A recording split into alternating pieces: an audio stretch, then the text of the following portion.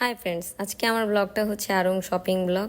Early মর্নিংয়েই বের হয়ে গেলাম আড়ংয়ে শপিং করতে। আজকে অনেক কিছু কিনবো, ড্রেস, জুয়েলারি আর কিছু ঘর সাজানোর ডেকোর। আমি আবার ঘর সাজাতে খুব পছন্দ করি।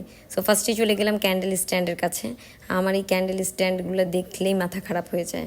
আমি গিয়েছিলাম তেজগাঁ গুলশান আড়ংয়ে, ওখানে অনেক বেশি ভ্যারিয়েশন থাকে, তাই এই যে এগুলো ছিল কুকারিজগুলো। এরপরে আমি উপরে চলে গেলাম। উপরে যেয়ে নিয়ে যে উপর থেকে একটা ভিউ নিচ্ছিলাম, কি যে সুন্দর এই আড়ংয়ের ডেকোরেশনটা। যতগুলো আড়ংয়ের শাখা আছে আমার কাছে এটা সব থেকে ভালো লাগে। এরপরে আমি আমার বরের জন্য একটা পাঞ্জাবি দেখতে চলে গেলাম, কজ আমি তাকে একটা পাঞ্জাবি গিফট করতে চাচ্ছিলাম।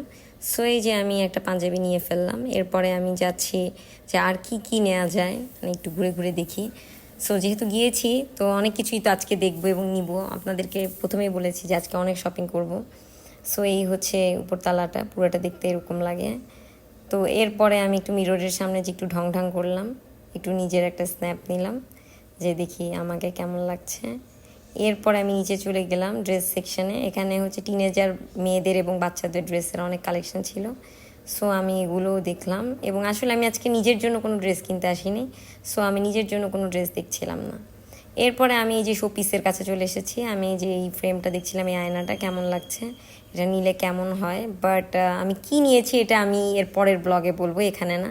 এই যে আরও ডেকোরেশন পিসেস দেখলাম, এই তো এগুলো দেখে টেখে নিয়ে আমি জুয়েলারির সাইডেও গিয়েছি, বাট ওখানে আমি কোনো ভিডিও করতে পারিনি, ওরা দেয় না ভিডিও করতে। তো এই যে আমার দেখেন, এগুলো আমার শপিং ছিল। এরপরে শপিং ডান। এরপর আমি বাসার জন্য ব্যাক করছিলাম। সো আমি এখন পার্কিংয়ে আমার গাড়ির কাছে যাচ্ছি। এই যে আমি এখন গাড়িতে উঠবো এবং বাসায় চলে আসব। আমার বাসা তো আপনারা জানেনই, অনেক দূর, মিরপুর। সো এই যে বাই বাই সবাইকে, thanks for watching my video. এবং এইভাবেই সবাই আমাকে ফলো করবেন, সাবস্ক্রাইব করবেন এবং নেক্সট ভিডিও এবং নেক্সট শপিং দেখার জন্য। Till then, bye by.